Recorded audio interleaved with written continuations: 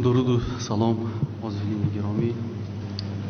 سرحال همه شما را به 28مین سالگرد استقلال دولتی تاجیکستان و همزمان به سالگرد پیمان ملی تاجیکستان تبریک و مبارکباد میگویم و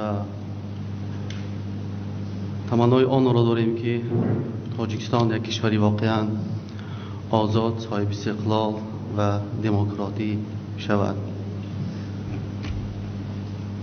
حاضرین گرامی، باید قید نمایم که مشکلات اقتصادی و اجتماعی مردم و عدالت اجتماعی در دوران 28 سال صاحب استقلالی حل واقعی خود را نیافته، روز تا روز وضعیت از این هم بدتر می شود. یک حکمرانی و تبدیل دادن حکومت به یک خانواده، اوج گرفتن فساد اداری، نبودن دادگاه‌های مستقل، بیکاری، بیسوادی، بیصلاحیتی، بیقانونی و این حالتی به وجود آمد تمامی دستاوردهای ملی و سیاسی، حفظ استقلالیت و یک پارچگی کشور و تمامی صلح و ثبات دولتی ما را به خطر جدی روبرو کرده است. مسلم است که ثبات سیاسی و امنیت اجتماعی وابسته به رشد استقلالیت اقتصادی است.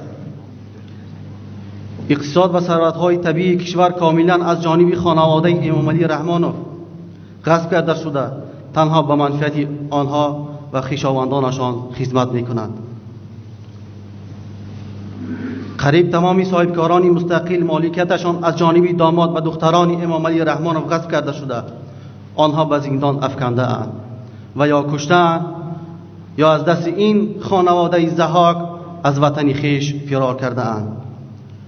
باید قید نمایم که جامعه ما را ناامیدی و دلسردی ها به آینده بهتر فرا گرفته است. نیروهای قابل مهنت تا رفت کشور را خانه‌خیز ترک می کنند و اومد محیط سیاسی و اقتصادی و اجتماعی کشور در یک حالت ناگوار قرار دارد.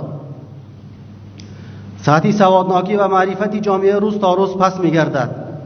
جامعه ما از نظر دسترسی به سواد معاصر و تکنولوژی تا رفت قفا مانده و تدریج در حاشیه تمدن جهان قرار می گیرد. در اکثر آمار و جدول‌های جهانی رشد نام تاجیکستان عزیز ما در رده‌های آخر قرار می گیرد و کشور ما در رویخط چهارمین کشوری کم بی‌ضاعت قرار دارد که این برای ما فرزندان این سرزمین خجالت آور است. چون این وضعیت هرگز سزاوار یک کشوری دارای ثروت‌های غنی طبیعی، امکانیت‌های وسیع، یک ملت دارای تاریخ تمدنی بزرگ نیست.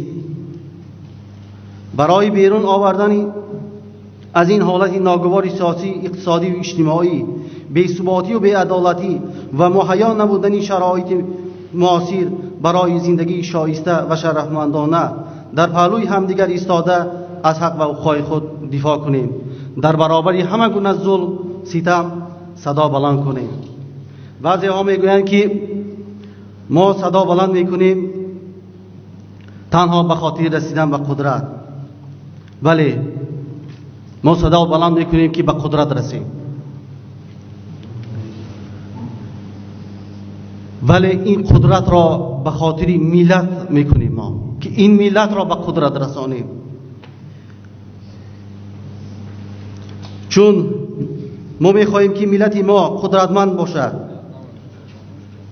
ملت ما ثروتمند و سربلند و سرفراز باشد. چون ملت ما دارای تاریخ فرهنگی بای چند هزار ساله دارد و افتخار از ابو عبدالله رودکی، ابن سینا، فردوسی و خیام و هزاران ابرمردی دانشمند و تاریخی دارد. ما می‌خواهیم که قدرت را از دست یک گروه رازن او باش بی شفقت و بی معرفت حاکمیت مردم را غصب کردند و 27 سال است که با رهبری امام علی رحمان و قتل و کشتار و زورآوری حاکمیت می‌کند و ملت ما را به یک ملت ترسو و گدایگر، بیچاره و مهاجر تبدیل داده‌اند و باز می‌خواهند که ملت ما را به یک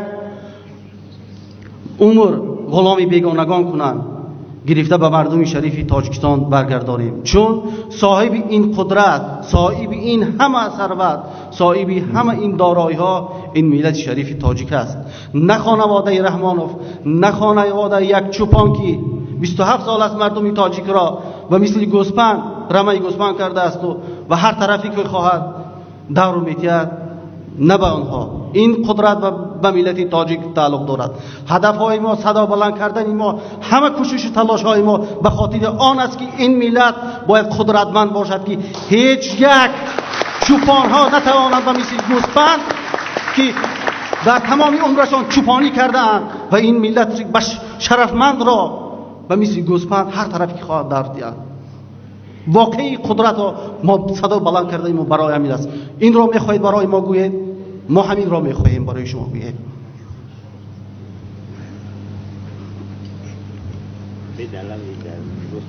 ما میخواهیم که در تاجیکستان عزیزمان عدالت تنتنه کند. از کشاورز، معلم، مهندس، طبیب سر کرده تا وزیر و وکیل و پرزیدنت در نزد قانون یک باشد تا که ولایت قانون تامین گردد. ما میخواهیم که آزادی بیان و تامین آزادی های دینی و مذهبی پورا تامین گردند. شرایط برای به وجود آوردن و مستحکم کردن این سای دموکراسی در تاجیکستان مهیا کرده شود. انتخابات های آزاد و شفاف دموکراسی برگزار گردد. دادگاه های مستقلی عادلانه داشته باشیم. ما میخواهیم که مردم تاجیکستان به زندگی سازگار و احترام انسانی، دسترسی به نعمت های مادی و معنوی زمان معاصر، ساختن امکانات های برابر و تامین زندگی شایسته فراهم آورده شود. سوال اینجاست که کیا میخوان که مردم ما به قدرت باشند، ضعیف و ناتوان پراکنده باشند؟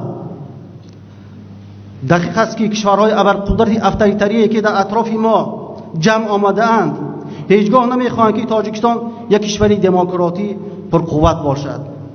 آنها طرفدار اوج گرفتن فساد اداری و از بین رفتن این سای دموکراتی، این چنین نابود ساختن جامعه شهروندی تاجیکستان هستند و تلاش خواهند کرد که به خاطر هدفهای غرضناکانه‌شان به سیاست داخلی کشوری ما دخالت کرده و سر قدرت دیکتاتورها را به وجود بیارند تا که پایه‌های دولت داری ما را مرحله به مرحله سوس کرده از بین برند. نوبسته از دخالت دشمنان داخلی و بیرونه برای آبادی کشور و تبدیل دادن تاجیکستان به یک کشور معاصر ترقی کرده و استحصال کننده اندیشه و ارزش ها تلاش خواهیم کرد.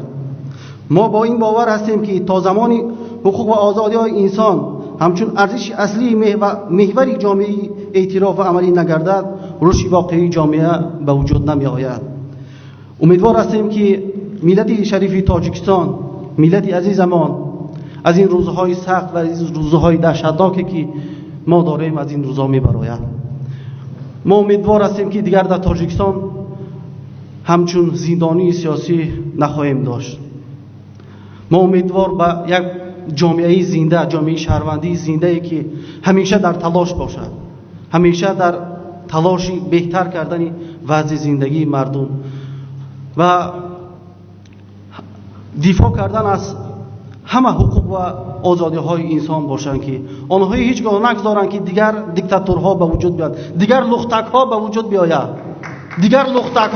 بیاید، شخصیت امام علی رحمانو تا امروز، از روزی به قدرت آمدن تا امروز یک لختک بود و لختک خواهد بود. تمامی آن چیزی که امروز بالای ما می شود البته